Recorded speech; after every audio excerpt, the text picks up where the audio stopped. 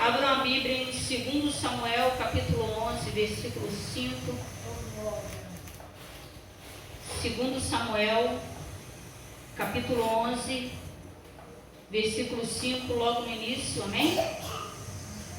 Está escrito assim: E a mulher concebeu e enviou e fez saber a Davi e disse: Pejada estou. 2 Samuel, capítulo 11, versículo 5, mais uma vez. E a mulher concebeu e enviou e fez saber a Davi e disse: Pejada estou. Amém? Pode se sentar. Pejada significa grávida, grávida estou. Amém? Eu pedi a minha filha para gravar porque eu tenho um canal no YouTube.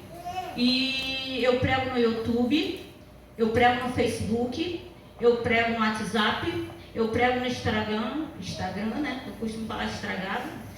Eu prego nas bocas de fumo, eu prego nas favelas, mas principalmente eu prego na minha casa. A minha maior preocupação é pregar para os meus filhos, para os meus netos, para a minha família. E como é que nós pregamos, presbítero, na nossa casa? Com o nosso comportamento. Se eu não quero que meu filho xingue, eu não devo xingar. Se eu não quero que meu filho minta, eu não devo mentir. Se eu quero que minha filha cresça e case, eu não vou cair em fornicação, eu vou casar. Porque ela vai observar. O verdadeiro evangelho, ele não é pregado com palavras, ele é pregado com atitudes. A palavra hoje de manhã, eu orei ao Senhor pedindo a Deus uma palavra. Glória a Deus. E eu acho até que o pregador tinha que chegar atrasado, para não dizer que foi influenciado pelas oportunidades, né? Porque o Espírito Santo... Menina, qual o seu nome? Porque depois eu chego em casa, eu estou cansada.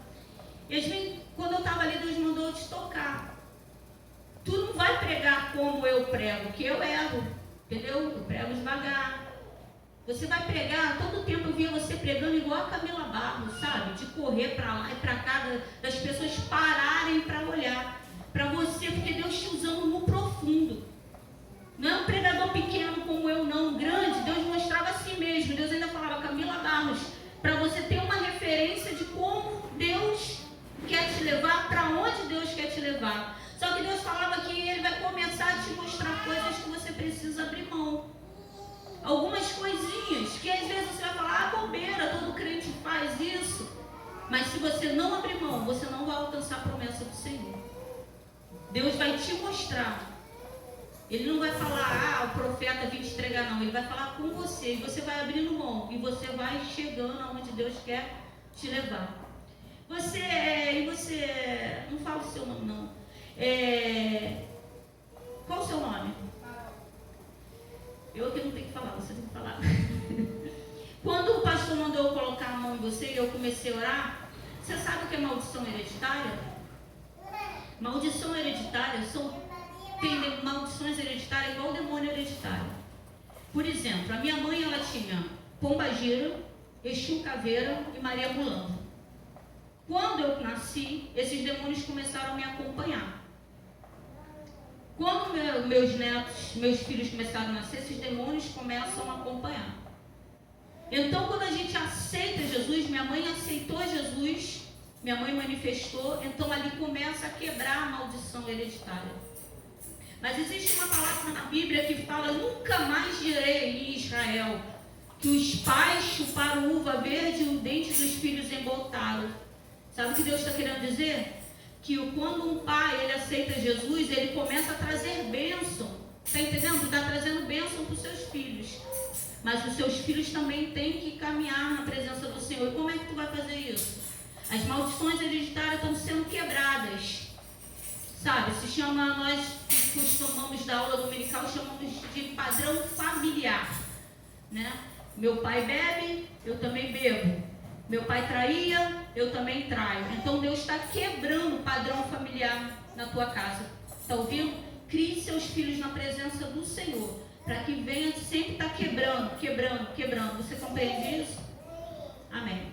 A palavra de Deus fala aqui em 2 Samuel, capítulo 11, que Davi, todo mundo sabe que é um homem segundo o coração de Deus. O que seria segundo o coração de Deus? Um homem pecador, mas que se esforça para não pecar. Mas nesse momento Davi está havendo uma guerra e Davi está fazendo o quê? Davi está em casa.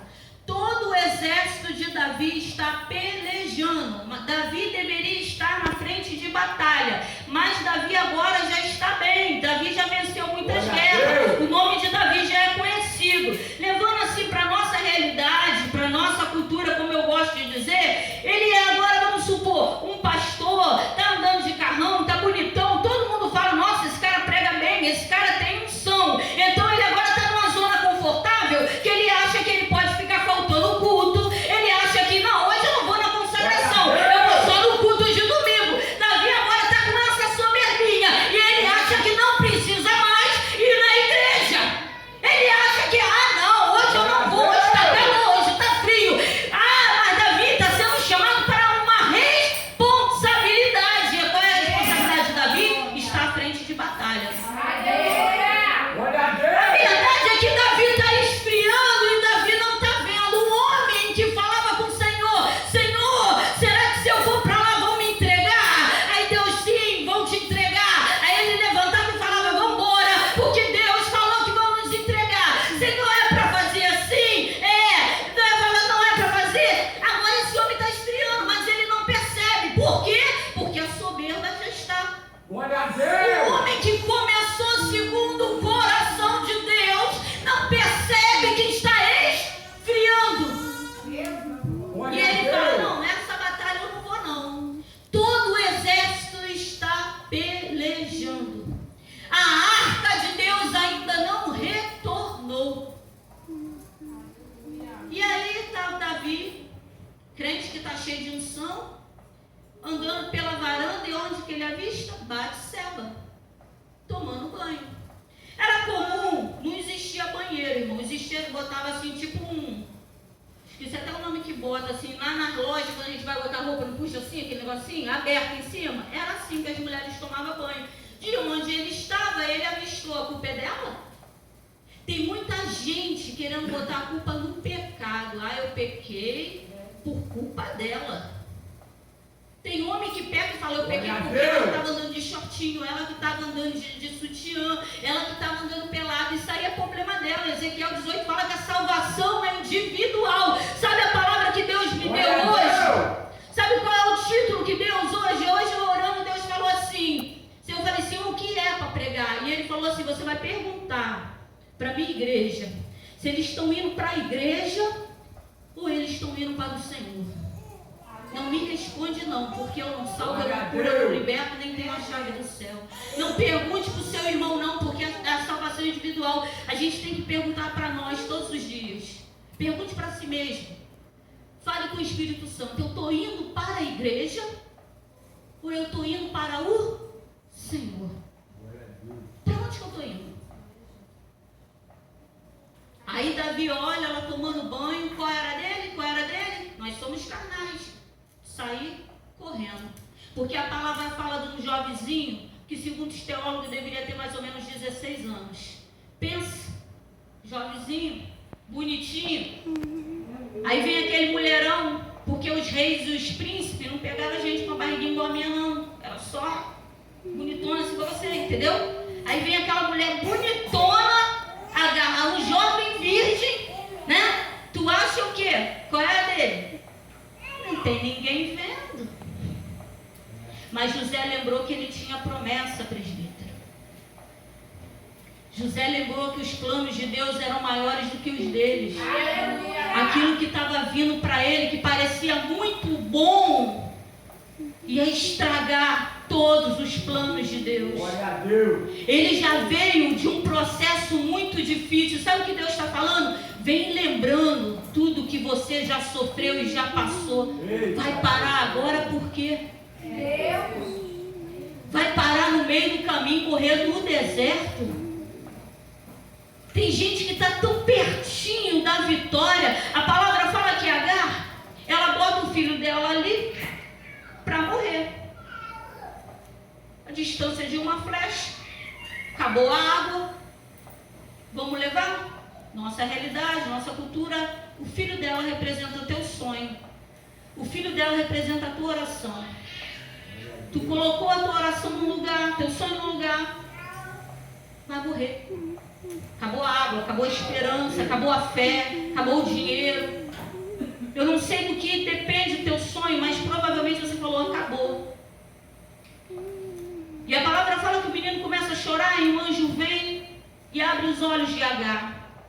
Sabe o que tinha do lado dela? Um poço de água. Muitas vezes de propósito Deus não deixa você ver que tu está perto, muito perto, porque Deus está sondando o teu coração. Evangelho é para valente, não é para fraco não. Evangelho é para quem luta. Todo mundo quer ser médico. Eu acho que é 8 anos. Me corrija aí alguém se fala que se estuda, né?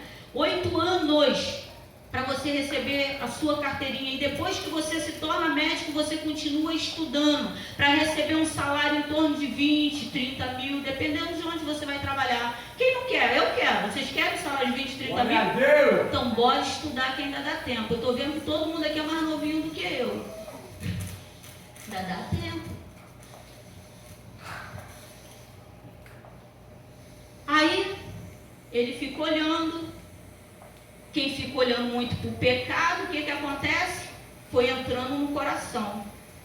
O meu primeiro pastor Maurício Pinheiro, que eu estava até dando glória a Deus, aleluia, hoje, agradecendo a Deus pela vida dele na minha vida, ele falava que o peixe, ele não morre pela boca, ele morre pelos olhos, que o primeiro ele vê, aí depois é que ele vai, né, comer. Então não é pela boca, é pelos olhos. Aí Davi agora está olhando muito, aí já vira para um. Vai buscar. Ainda manda alguém buscar o pecado. Davi está tão confortável que ele não tenta nem esconder, né? Porque tem gente que ainda tenta esconder o adultério, ainda tenta esconder alguma coisa, mas ele não, já está à vontade, eu sou rei, pô. Aí faz o que tem que fazer, e agora a gente chega nesse capítulo, onde a menina descobre que engravidou. E ela fala, vai lá e fala para ele que eu engravidei. Sabe o que Deus estava fazendo? Trazendo para a luz o que foi feito nas trevas. E aí agora Davi, qual era de Davi? Homem de Deus, segundo o coração de Deus, qual era dele? Botar o joelho no chão. Senhor, me perdoa, pequei. E tem que vir do coração, irmão, porque Deus é misericordioso, perdoa. Pequei, o Senhor me perdoa, e agora como é que eu faço? Mas não. Ele começa agora a projetar como é que ele vai esconder o pecado dele. Só que o pecado dele está crescendo. E logo, todo mundo vai ver. E ele manda chamar Urias. E aí, dizem que beber não é pecado. Eu provo na Bíblia que beber é pecado. Eu apanho de bispo, eu apanho de apóstolo, só que ultimamente estou até se calando. Porque aqui tem diversas passagens, querido, onde te garante que beber é pecado. Mostra em todos os lugares aqui onde beber é pecado. Aí Davi pensa o quê? Vou embebedar ele, que aí ele doidão vai fazer, né, o que eu quiser. Aí chama ele, fala, olha, primeiro ele fala assim, olha, vem cá, vai para tua casa, né, tira um dia de folga. Só que Urias, olha só como é que é as coisas. A gente fala muito de Davi, quase não se fala nesse homem de Deus, que talvez seja como o senhor, pastor. Porque eu estou acostumada a andar no meio de gente muito grande, que tem um nome. Então o senhor seria Urias, porque poucas pessoas conhecem. O senhor está fazendo a obra, poucas pessoas estão dando testemunho. Mas o senhor é Urias. E nesse momento é Urias que está fazendo o que é certo, não é o grande, é o pequeno. Davi está todo errado. E fala para Urias, vai lá, tira um dia de folga. Fica com a sua mulher. Mas Urias tem no coração que a arca do Senhor, que significa a presença, precisa ser trazida de volta. E se senta e fica sentado na porta e não entra. Aí vão falar para Davi, ó, ele não entrou na casa dele não. Porque a ideia de Davi é que ele vá, né? Pô, tô de folga, não preciso lutar, vou tomar um banho, vou namorar minha mulher. Aí vai dizer que o pecado não é pecado. Urias vai abraçar o pecado dos outros, vai botar para dormir o pecado dos outros, vai dar mamadeira para o pecado dos outros.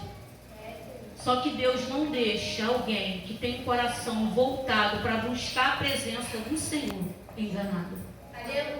Se você colocar no teu coração que você tem que trazer a presença para a tua casa de volta, para a tua vida, para a sua família, você não vai ficar enganado.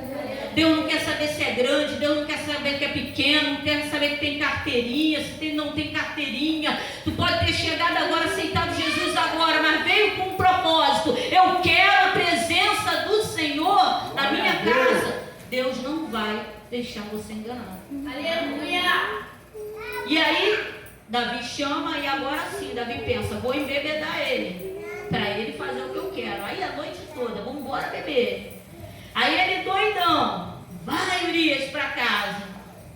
Aí Urias vai e dorme ali nos cantos, ali junto com os jovens, mas não vai para casa. Pensa em Davi. Se Deus resolveu revelar o pecado, alguém pode impedir o agir de Deus? Agindo Deus, alguém impedirá? Se Deus determinar alguma coisa no coração, alguém vai impedir a mão de Deus? Davi agora se esquece do chamado dele. Foi chamado para ser rei, foi chamado para guerrear, foi chamado para salvar, foi chamado para lutar, foi chamado para defender. Davi foi chamado para ser escudo do povo. Se você é pai, se você é mãe, se você é avó, você é o escudo da tua casa. Não esqueça do teu chamado. Louvado seja o teu nome santo, Deus. Aí ele começa a projetar. Ele escreve uma carta, bota na mão de Urias e fala, leva e entrega a Joabe. Aí vai o pobre do Urias, entregando uma carta, que significa a sua própria condenação. Eu sei porque eu prego nisso, eu entenda-se uma coisa, irmão, que me perguntam muito, por que Deus permitiu que Caim matasse Abel? Né? Por que, sempre nessa passagem, por que Deus permitiu que Urias morresse se ele estava fazendo tudo certo? Põe uma coisa na sua cabeça, o crente só morre no dia que Deus determinou.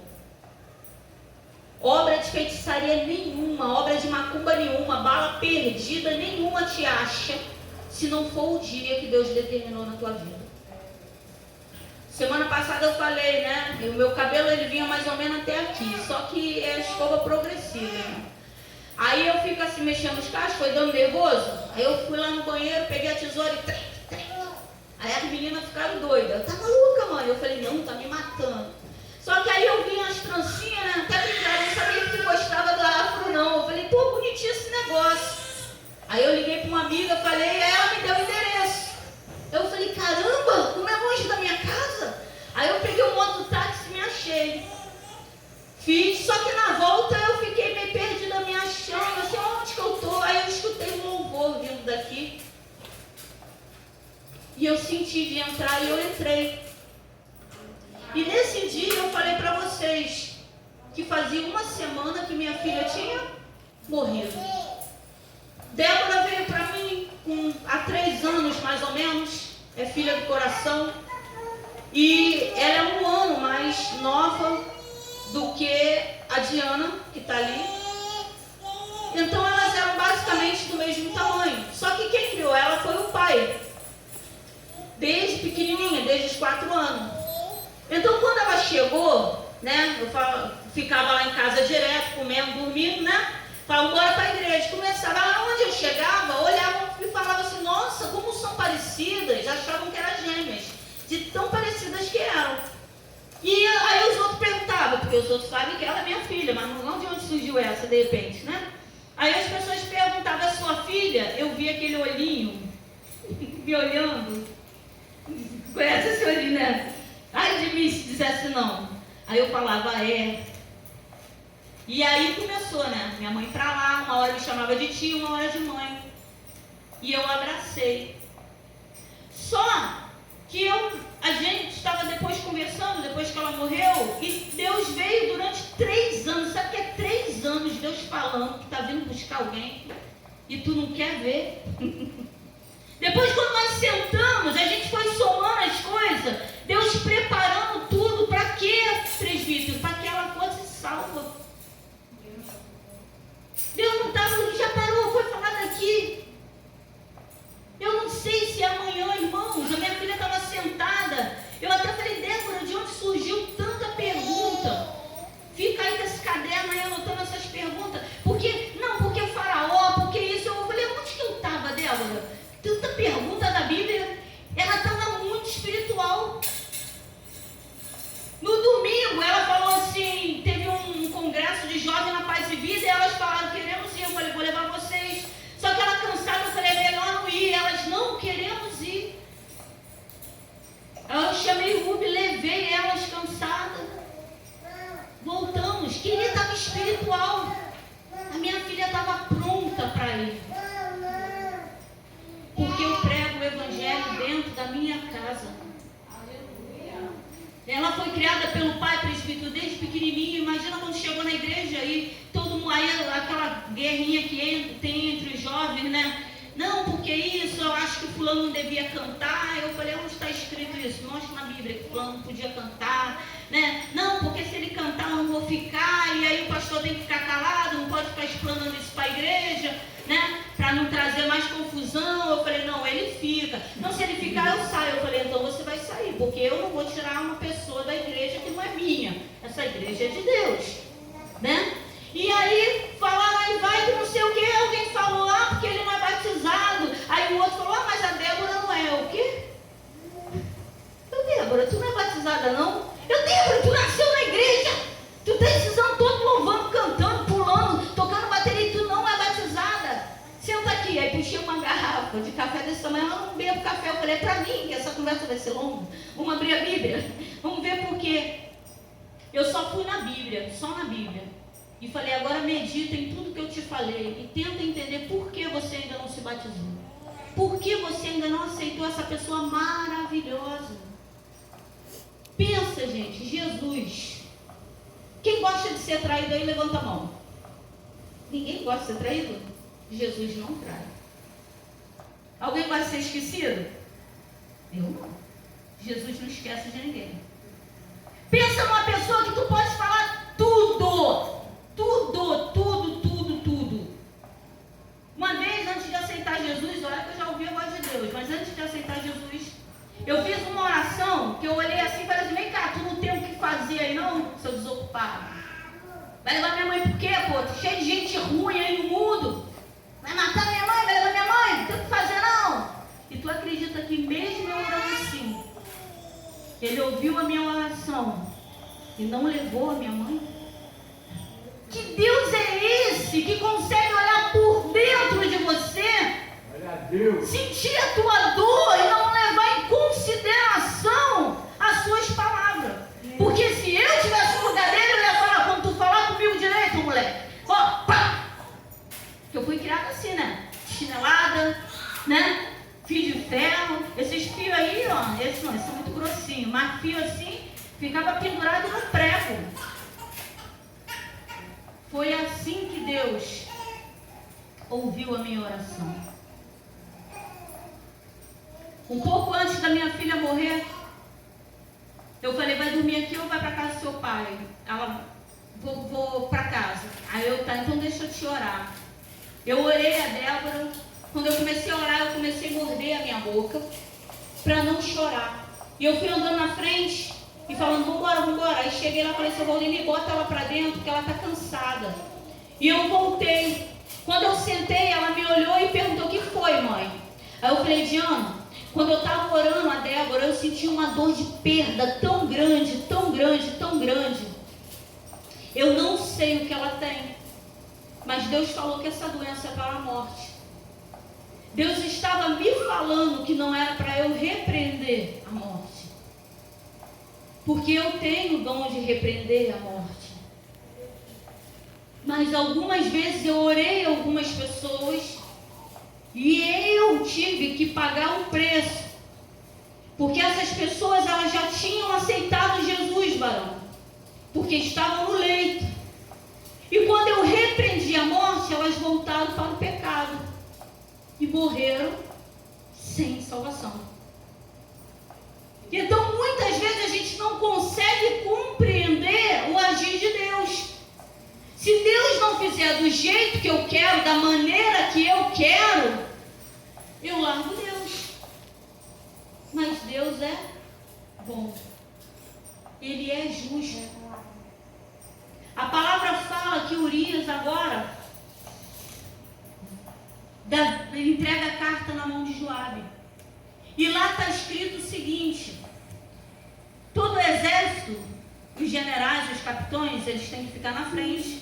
Né? Tem o pessoal que fica na retaguarda, cada um, né? Que é frecheiro, vai ficar com a flecha, quem maneja melhor a espada, com a espada. É igual um jogo de futebol, cada um, né? No seu quadrado. Urias não foi feito para estar em frente de batalha. E agora, na carta está escrito, olha o que Davi fala: Joabe, põe ele na frente de batalha e sai de perto. Ou seja, um homem segundo o coração de Deus. Sabe o que Deus está falando? Nem todo mundo que está em Israel é israelita. Cuidado com quem tu tem chamado de amigo. Cuidado com quem tu está achando, é mulher de Deus porque marcha, porque roda. Cuidado se o que ela está falando não vier batendo direitinho aqui, dizendo, mas foi Deus que me falou. Foi Deus. Cuidado, tem 3 tipos de voz, irmão. Tem a voz do teu coração, quando você deseja muito aquilo e você acha que Deus falou que vai fazer. Tu fica desejando tanto aquilo que tu acha que Deus falou com você. Tem a voz do diabo que fala exatamente o que você quer ouvir. E tem a voz de Deus. Essa sim. O que ele falar vai se cumprir. E aí fala, se afasta. E Urias morre. A palavra que Deus me deu hoje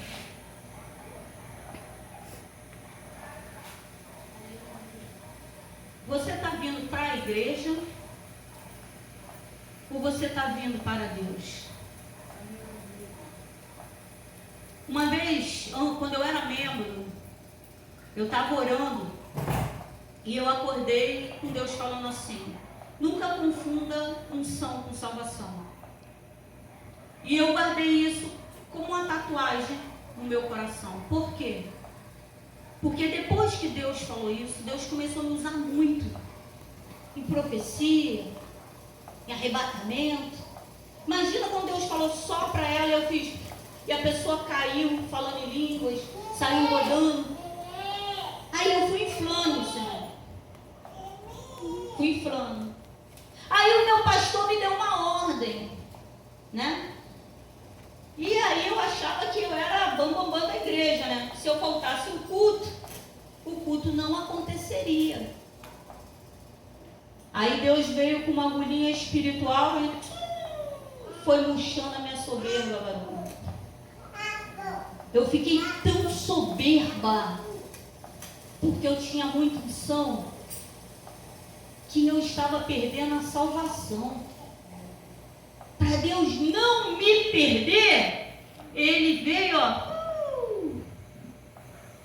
comecei a faltar culto, porque o pastor, quando me olhava no altar, o olho dele brilhava, porque eu cuido da minha mãe, nem todas as vezes eu falava, pastor, não vou poder ir, minha mãe hoje está tossindo muito. Então quando ele me viu, o olho dele brilhava. porque sabia que o Pentecoste ia acontecer. Eu estava muito soberba. Aí eu pensei, se eu faltar, já que ele me deu essa ordem, eu não gostei, né? Vou faltar, quero ver agora como é que vai ser. Aí comecei a faltar, irmão, quando eu cheguei na igreja, levei até um susto. Tinha entrado tanta gente, Deus tinha levantado outros profetas, Deus tinha levantado outros pregadores, Deus tinha levantado outros com unção. Sabe o que Deus estava falando comigo? Se você não fizer, eu levanto outro para fazer, mas minha obra não vai parar não. Aleluia. Deus tem pressa de salvar. Jesus está voltando.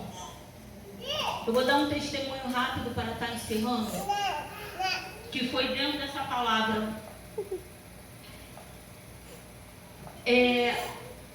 A nossa igreja, ela era ali na Avenida Santa Cruz, começou lá em casa no quintal, e em 2009, 2010 ela começou no quintal. Nós alugamos um espaço enorme, um ponto excelente ali em frente ao solário. Hoje é uma oficina mecânica. Nós pagávamos 1.100 de aluguel, né? Irmão, Deus me deu isso à tarde, amém? Eu sou muito complicada, eu odeio mentira, eu odeio esses negócios. Deus me deu à tarde isso. E nós pagávamos 1.100 de aluguel.